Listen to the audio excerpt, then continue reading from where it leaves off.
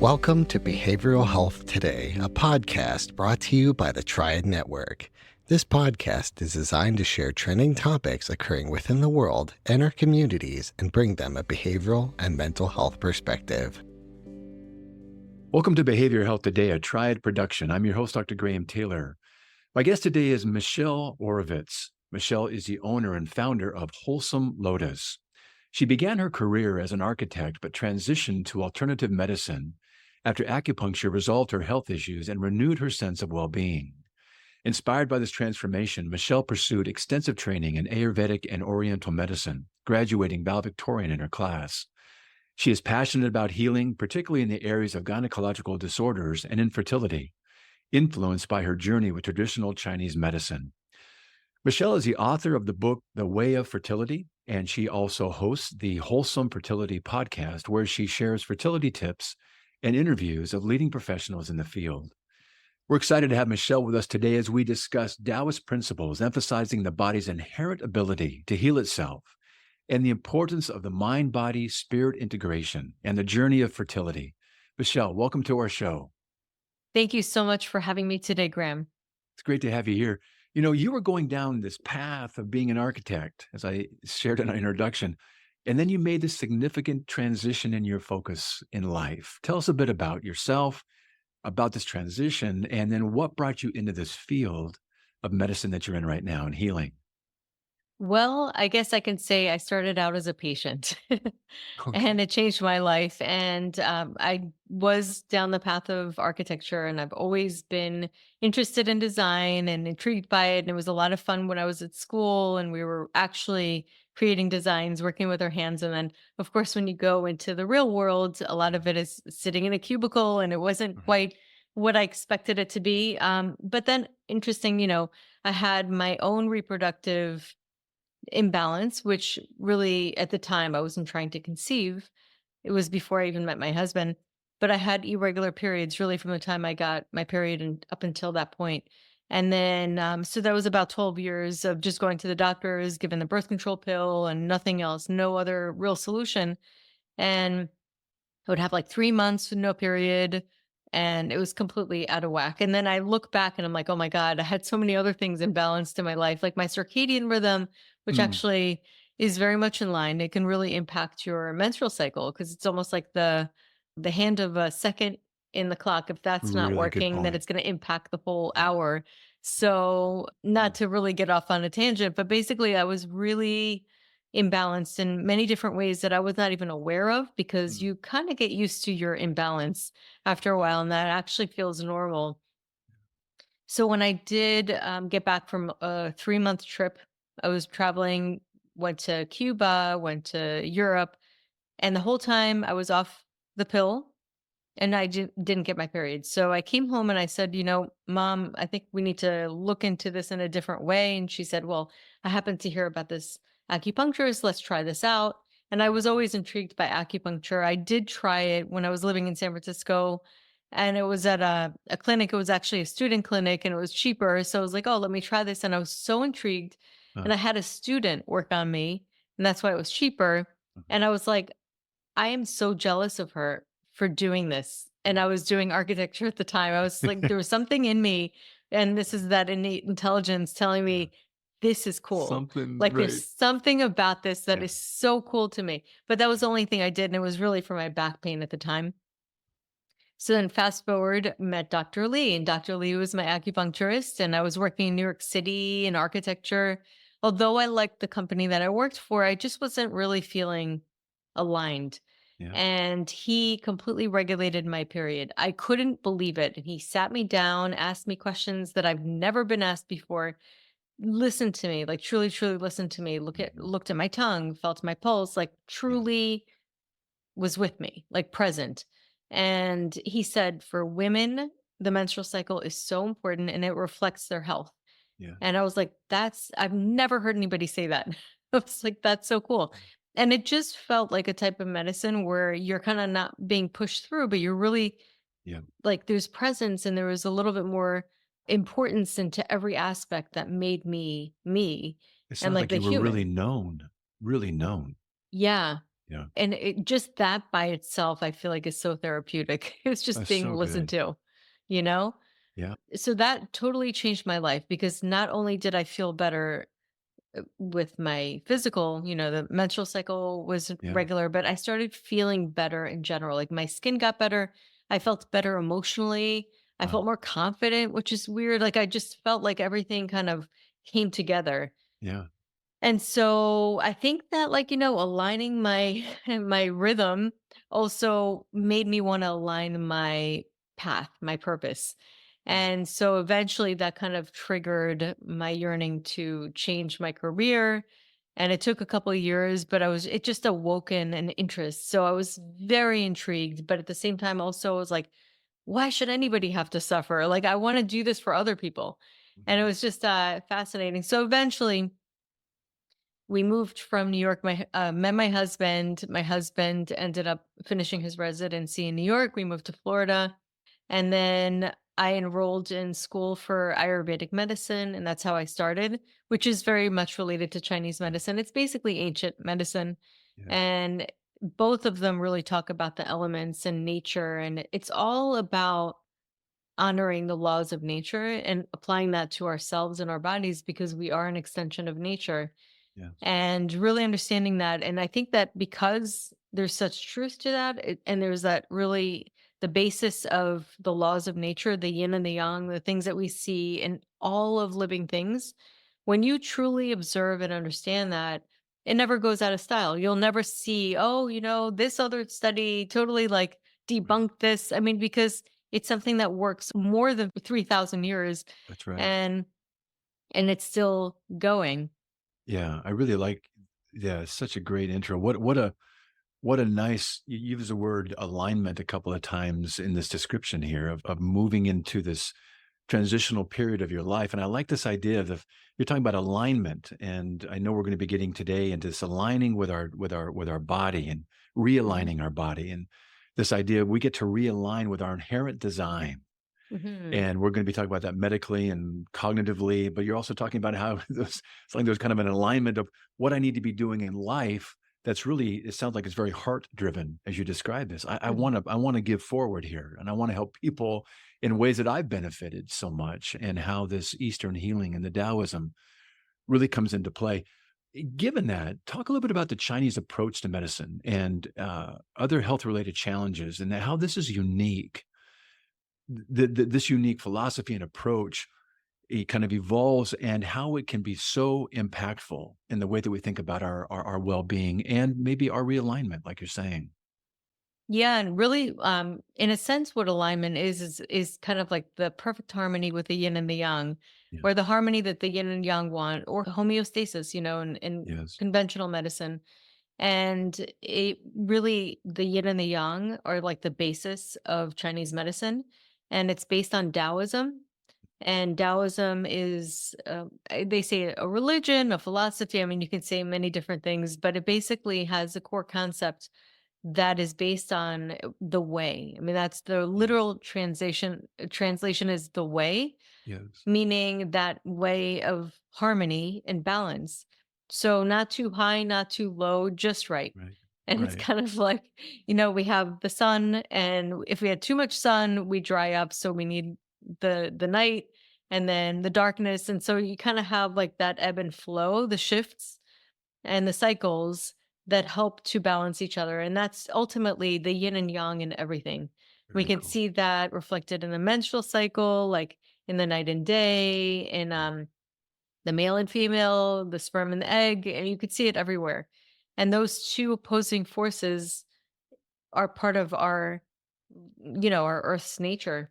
They just Yeah. complement each other in such a synergistic balanced way. Yeah. And they Yeah. communicate. And so you'll Yeah. have a little bit of one and the other and vice versa. And Right. it's pretty wild. Well, let's shift into the experience of fertility. You say is one of the headings for your book. You say humans are hardwired to conceive, and if there are challenges, something is getting in the way of the body's innate design. What we're talking about right here, and you Mhm. say this can include one's thoughts and words and actions Mhm. that can directly impact their fertility health. Talk a little bit about how the mind plays such a significant role in this. Yeah, so I mean, there's been studies that show that even visualizing can impact an athlete's like ability Yeah, to perform, and they've even seen it with like basketball players, absolutely. where basically there's three groups: the control group, and the group that visualizes, and the group that actually does the practicing. So Yeah, one group just literally just visualizes exactly what they were practicing but does nothing else. So they're not working on muscle, they're not working no, on flexibility, none of that. And they literally, I think it was like 2% difference. yeah, And the one that was actually practicing, I believe it was like 30% more than the control group, yeah, which is at zero because there was no improvement at all. But then the ones that were visualizing were like high 20s. So yeah. it's kind of like a couple of percentage away. And it's fascinating It that the was mind can actually do that. That's a great research article, a study. Yeah, you're right. Three groups. The control study didn't do anything, and these are all non-athletic people. Hmm. One just imagined it. The others practice who are non-athletic practice 1 hour a day, Hmm. and the ones that visualized were only like 2% less than those that practice an hour a day. Phenomenal. So take it Yeah. from there and bring our mind into this. Then, Yeah, so your body basically responds to your mind. Think of a lemon. That's another really good example. If you really imagine, and I've done this in workshops, and probably maybe 2% would not feel this, but most people, their mouth waters. And that's an involuntary response. yeah, The reason is because lemons are very acidic and it probably protects your teeth from getting that acidity. So you start to salivate. But how, like, do you make yourself salivate? If I say salivate, I'm not going to just salivate, but like I imagine something and then all of a sudden my body responds. yeah, So your thoughts have a direct impact on your body's physiology, and it can impact hormones as well, can impact cortisol rising. Just your thoughts and the fear alone can do that. And also thoughts of love. And there's even mm, been, I don't know if you've seen this before, but there was a thermography of different body like areas that are activated, and like circulation would come like, to the heart center and different yeah, areas based on emotion. And they did this with a lot of different people, and they saw patterns that mm, certain emotions would actually have on the body. And it was really like it went, it was pretty much consistent through.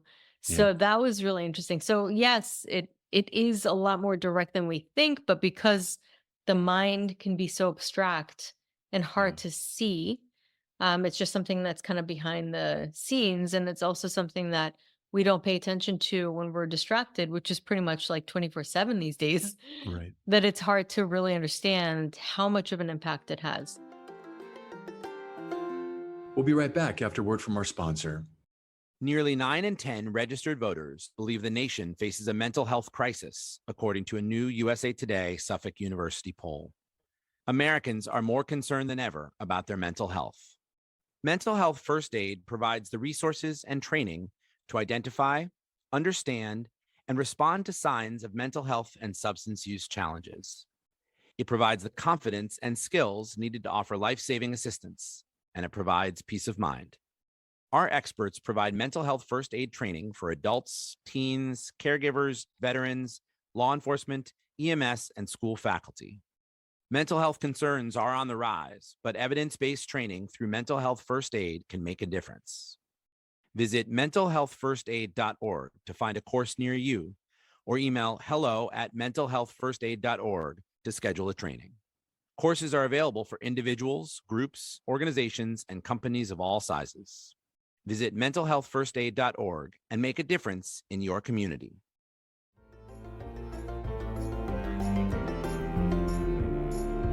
Yeah. As we talk about this and the impact, I believe that we are, fearfully and wonderfully made. How do you understand our body's inherent design to heal itself when we stop resisting? And when we talk about this resistance, what are some of the resistances that you see people kind of beginning to recognize about themselves? Because what you said at the very beginning was so good. Oftentimes our imbalances become so normal that we Yeah. don't even recognize it.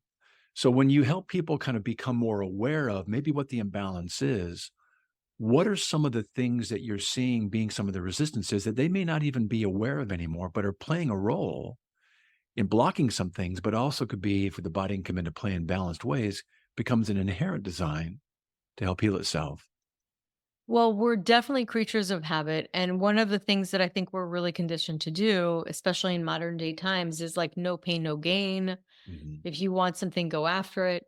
And Yeah. while that is 100% a very important and valid approach, which could be considered more the yin and the yang aspect is more activity, more force, more energy. And yes, it has its role, but the yin also has its role where we're more receptive and we're calling in. And when we're too much in the yang, we burn out our yin. We burn out even the yang. We're burning ourselves out basically. Yeah. So there's this place of kind of like going after and like not, and by going after, it's almost like you don't trust the process. You're not really fully relying on that higher intelligence that Yeah. is really within us. So we almost don't even acknowledge the existence of that. Yeah. And we're just putting it on our own shoulders. And I think ultimately we need a little bit of both. Yeah. I like that you say in your book, while reproductive health is often addressed on the physical level, there is so much underlying intelligence that comes into play. This innate intelligence we all have depends on the quality of a life that we lead and how we think, how we feel, and speak to ourselves. What are some of the things that you found people kind of going, holy cow, Michelle, I never even knew that I was thinking these thoughts or speaking these things to myself, or this might have been my inherent tape. What are you hearing people say? Well, this is interesting because I always go back to saying this. The antidote is your presence, is your awareness. When you are fully present, you can't be in your future worrying or regretting in the past. You just can't do both at the same time. No. So when you get into this practice of being present, not only do you feel more alive, like you literally have more chi, energy, life force, vitality Yeah. concentrated in this moment. Yeah. And that actually gives more energy into your body as well. So, one of the things that happens is people do the practice, and we talk a lot about mindset, and then they'll start talking about, well, in the 2 week wait, and then they'll start to get really stressed out about that and talk about how during that time they get really stressed. And I said, well, what's happening? Where's your mind? And I bring them back to just becoming aware. Is it in the present? Or is it in the 2 weeks in the future or the week in the future or what's gonna happen in the future? And then they're like, "Oh, yes," and it's Yeah. interesting. And I say it very gently because it's not like, No. it's the conditioned mind. It's just the Yeah. conditioned mind, so It's there's just no a judgment. practice and a habit that they've done unknowingly and conditioned to practice. And now you're kind of saying, hey, what if we didn't do that instead? We kind of just Yes. tried to stay in the moment, in the present.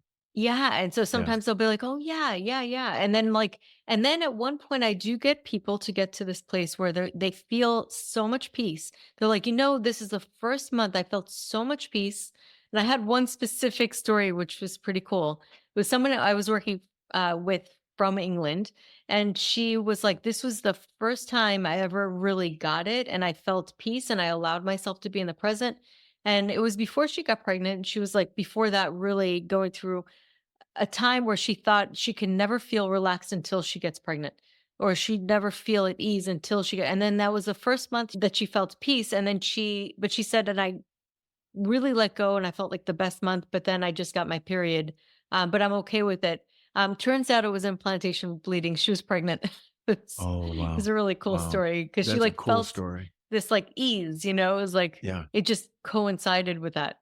Something like, and well, I want to come back to some of the practical steps that you're talking about so our listeners can then get an understanding that there is a way that you approach this journey. We're going to talk a bit more about that in a moment. But what you just said right there is that around reproductive health, there's oftentimes, and you emphasize seeing it as a journey, not but more so than just kind of an end product. And when you think about it being an end product, one thinks of it's almost like performance based or performance driven, almost Yeah, like a win good point. loss. There's room for judgment, shame, all these Yeah. things that inherently come into play that affect our emotions, affect our cognitions, like you're helping us see. It gets consuming. Hmm. So I love this idea of it being a journey. So I want to talk more about the steps that you're describing here. You talked about how you help someone or people begin to work to stay in the present and to recognize The challenge is inherent in doing that, not looking forward with anxiety, not looking in the past with regret or depression, but instead staying in the moment and seeing what that's like and the inner peace that can come into those moments.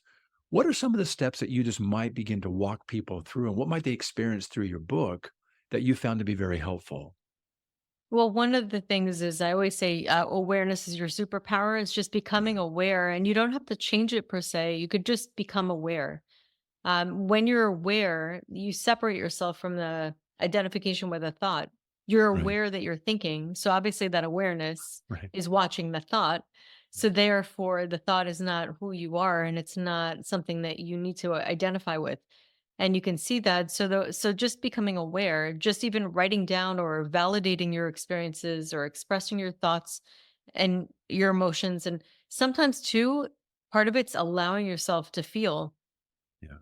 because oftentimes we try to stop that and that stays in our body. So awareness, writing things down, writing our thoughts down, becoming aware of something that is happening in the present. So it could be your breath or a mantra, and doing that as a practice. You could start with 5 minutes a day, and little by little you're kindling, Yes, this you awareness and bet. this kind of consciousness. Yeah, I really like that. You say in your book or on your website, actually, it's so simple, yet oftentimes we overthink it in the context of healing. Hmm. And you're talking about let's return to something that can be simple, where there's clarity that can be achieved, and this natural state of healing that we can actually create. And it is through, the practical ways of trying to stay present, the inner peace you're trying to bring up. And I really like the piece you just mentioned around the awareness of how we're also feeling. We don't oftentimes focus on it. So we'll ask somebody how they're feeling, and they'll say something like, well, I think it should be, well, no, no, no, no. That's a Hmm. thought again. We Yeah. easily go to the cognition. And it's so hard sometimes just to kind of pause and think, and sometimes even kind of try and cultivate an awareness of how I'm really feeling, because that plays such a role unconsciously at times, like you're saying, that triggers a number of things in our body that can be interfering with our natural state of just being in a healthy place. So Hmm. emotions are such an important piece, aren't they? Yeah, for sure. Yeah. Yeah. This is so good. What other practical steps are you taking people through that you find that there's great response to and on this journey? Say more about the journey. Yes. So one of the things that I mention is really connecting with nature, because that is really the harmony. Nature represents that. And also, nature has a lot of sacred geometry. It's based on sacred geometry. And there's mathematical formulas that you will see in every single living thing, which is fascinating. Things like the Fibonacci sequence. And, there's certain things that you'll see in rhythms. Yeah. So by looking at them, by listening to the sounds, by connecting with it, feeling it on your skin, it will naturally bring you into that alignment of your nature, Yeah. and it creates peace. And I've heard so many people say this, and I think everybody can relate. Like, they've had a bad day and they just decide to go for a walk. They literally go for a walk out in Right. nature. They smell the fresh air, they listen to the birds, and their mind just gets, you almost get caught into the things that you're seeing. You get so sucked into just the feeling that you come back a completely different person, completely different state of mind. It's so interesting is because the some of the answers and some of the ways we can heal are like right there outside of our door. So And easy. yeah, and we just it's so easy and so accessible. Yeah. And yet we don't, recognize some of the benefits until we do and say, "Oh, that's kind of good." But we kind of get caught up in, and I don't think we have an awareness. I don't think we have access to our awareness until we put ourselves into the state that you're talking Mhm. about. When you just, This is true. yeah, yeah, You have to experience it. And you're absolutely right. And I actually just had a conversation with somebody about that, who is a meditator. And there is, if you are a meditator, you will know this. But like, when you get into meditation, you're actually giving your mind and your spirit an allowance to be able to connect and receive infinite intelligence, like downloads, basically. And people who meditate completely understand it. And it's one of those experiential things. yes, yeah. You're opening up I think a receptivity to, Yes. and an invitation to an awareness that we don't stop. And I mean, we're kind of a manic society. We're all going Mach 2 with our hair on fire, Yeah, and we're doing this totally. and trying harder. And we're just missing out on so many things. And then we get to the end of our lives and go, wow, was that it? Yeah. So I love this idea you're saying of slowing down. I know that you also focus on food, nutrition, and how that can be part of tuning your body's intelligence. Say more about the food piece and how that can help us thrive, or it can actually drain our life force as well. That's a great question. I love what you just said because if you look at food, there's Yeah. food that has life force energy and you know it intelligently. I mean, intuitively, like the food that's whole, that grows, it has life force. And food that's packaged, it's basically just life force is taken out Dead. of it. And the Yeah. same thing happens with herbs versus medication. I mean, we need medication and there's definitely like a place for both. One thing that I loved one of my teachers said is with herbs, you still have DNA intact. With Yes. medication, it's all chemical. So it becomes almost like robotic. You take out the life force. So when there's life force, we know what that is. Basically, it's got the DNA intact. So whole foods have life force. They're not processed, they don't have additives. And so having those kind of foods are a lot more compatible with the body. And I think a lot of us really know what's healthy and what's not. Yeah. Besides that, some of us could be more aligned with some healthy foods than others. And so getting in touch with your own innate intelligence and what your body feels like in your body's communication after eating certain foods. Some people will say, whenever I eat dairy or whenever I eat certain foods, I don't feel well. Like or garlic makes me feel acidity or everybody says something, about Sure. one specific food that might be really healthy for one person, but their body's intelligence is trying to communicate with them. So that's number one. That's one of the ways that the innate intelligence can tell you or guide you. But another way is being mindful when you're eating, like actually looking, because as soon as you look at food, you'll salivate. So your Sure. eyes and looking at the food is actually getting your saliva to get Yeah. the right Ready. enzymes ready and then chewing the food mindfully so that you're preparing for your body for digestion. And then you're also mixing it with all the enzymes that help your body. So it's like all these like different steps of just becoming more present and mindful can make a huge difference just in your digestion. Yeah, really cool.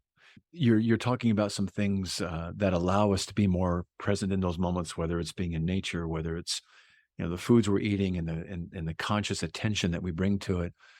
And you talk about these are almost like little mini protocols that you're empowering people with to address the body's natural systems that are available to us. So we talked about the body so far. We're talking about the mind. Talk about the spiritual aspect in one's life. Body, mind, spirit. It's kind of like a three-legged stool. And we don't oftentimes maybe appreciate the important contribution and the involvement that's already there in that. Speak to the spiritual side, would you, a little bit? Yeah, absolutely. I love the spiritual side. And I think that we've all had moments and glimpses. And I mean, the simple way to say it is just it's a greater intelligence. Yeah. Just like the smaller the what's in the micro, there's the macro. And Yeah. so you basically look at your cells and you can see the DNA and the intelligence and the coding and all of that.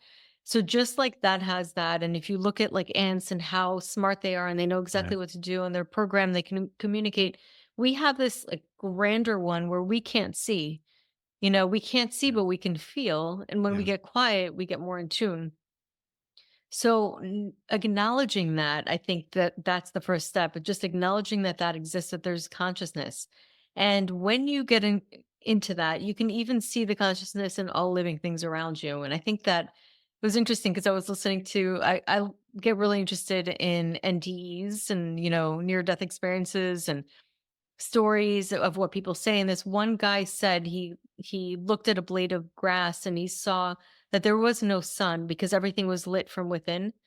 And Mm. it dawned on me as he said that, he said everything had consciousness. It was like he saw like the creator and everything. And it dawned on me when he said that, I'm like, wait a second, this, like we could be in it right now, Yes. but we just don't see it. Like we could be in heaven, like we might be living in heaven, but we just don't see it with our senses or feel it or aware of it. Like the fact that it has intelligence, Yeah. we don't acknowledge Yeah. that it's everywhere. And so I think that as soon as we acknowledge that, we make that connection. And so I often say, speak to the spirit baby, invite that. And I will tell you, I could write a whole book just on that. Some crazy things happen. I've seen happen in my office, even with a woman that was trying to get pregnant for a year. And then all of a sudden, one day, and it was a secondary infertility, she had two kids, two boys, and she just starts talking to her daughter, knowing it's her daughter with acupuncture. It was like after COVID, I reopened, just had this whole conversation with her. And I remember the exact treatment room and everything. Mm. And that say it was around ovulation that same month she conceived, and it was a girl. Yeah, that's cool. That's Yeah. very cool. Yeah. Yeah. That's such a great story and kind of perspective around this. I'd love to kind of hold this idea of maybe some success stories that you're experiencing. And we could say that there's a success story, yes, when someone has an outcome of becoming pregnant. Yes. Hmm. And that's kind of the desired experience in being with you. But you're also saying, but we can also make it a successful journey at the same Hmm. time. And there's growth that takes place in the journey that I would imagine can transcend the pregnancy piece and become a part of one's life in a larger way. Yeah. So yes, we have a pregnancy at the end if that's, what occurs, but there's a growth that takes place personally in our mind, our body, our spirit that then gets generalized into life in a way that maybe they hadn't experienced before. Hmm. That's got to be pretty cool. Tell me a little bit more about that and what you experienced there, Michelle. Yeah. So I'll give one example of one of my patients. And it was an interesting story because when I first talked to her, she had a lot of autoimmune conditions. And we were doing a video call, and she reaches over for a cookie, and she had type 1 diabetes, and she had rheumatoid arthritis. And I was like, okay, that's probably not the best thing for you to reach out for. We talked about food, and I said, I told her certain things that she could try removing, and she looked at me like I had three heads and almost wanted to like. She was just like, "No way, I'm not." And then, but it was interesting because she's literally one of my favorite people that I've worked with. I just like Uh, love her, and I love her story. So she's like, okay, fine, like really, like okay, really resistant. And the reason why I say this is because that's part of the journey is sometimes being uncomfortable and yes, it trying is. out new things that don't feel normal. And that's part of transformation, right? Because doing the same thing over and over again is going to give you the same exact outcome. So she was like, okay, fine. And then all of a sudden she reaches out to me. She goes, "You're a miracle worker. I'm pregnant."